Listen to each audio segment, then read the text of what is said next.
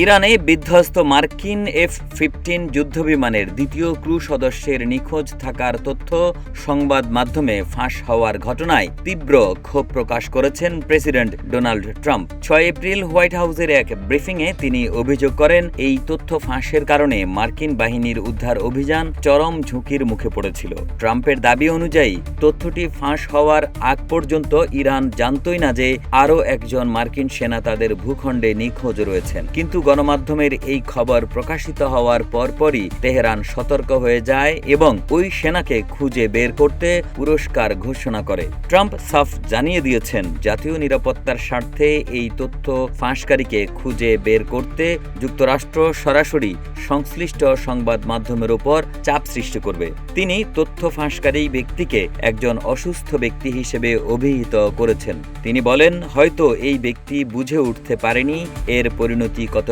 ভয়াবহ হতে পারে।